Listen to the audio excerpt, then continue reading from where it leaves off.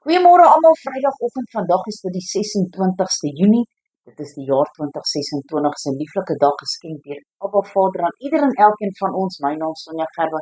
Vanoggend wil ek so 'n bietjie gesels oor ons geesmens. Nou kyk, ons weet nou dat ons lewe in 'n gebroke wêreld.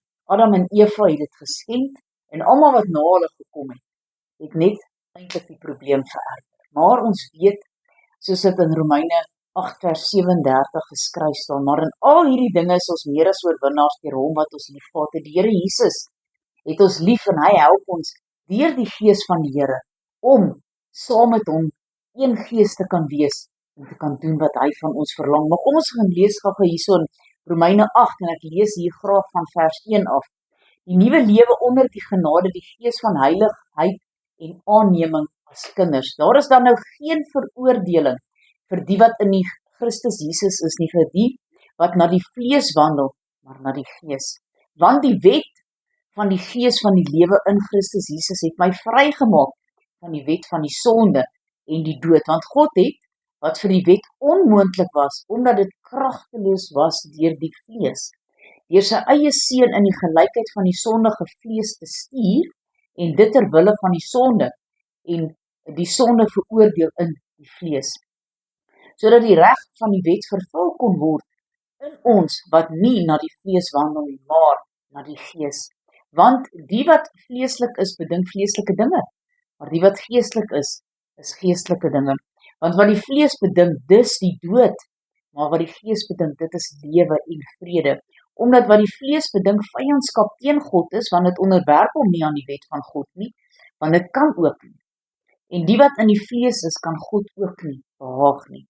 So julle is egter nie in die vlees nie, maar in die gees, as naamlik die gees van God in julle woon.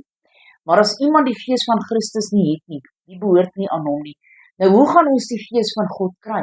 Ons moet na die Here toe gaan en sê, Here, ek is 'n sondige mens, Here, help my, dat ek my tot U kan bekeer, en dan bely jy jou sondes, wag dat die Heilige Gees jou oortuig van alles wat jy verkeerd doen, sodat jy dit kan bely voor God, dan het ons die gees van die Here. Maar as Christus in julle is, dan is julle liggaam dood vanweë die sonde, maar die gees is die lewe vanweë die geregtigheid. En as die gees van hom, wat Jesus uit die dode uit opgewek het, in julle woon, dan sal hy wat Christus uit die dode opgewek het, ook julle sterflike liggame lewend maak deur sy gees wat in julle woon.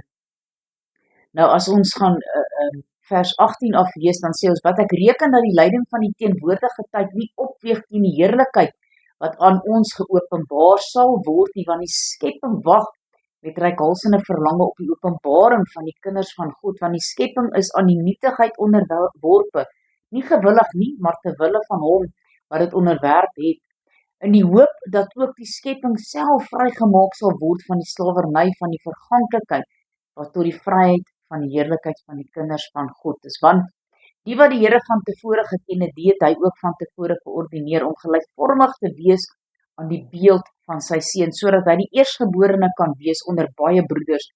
En die wat hy van tevore geordineer het, die het hy ook geroep. En die wat hy geroep het, die het hy ook geregverdig. En die wat hy geregverdig het, die het hy ook verheerlik. Het die Here jou geroep, heilig jouself vir hom.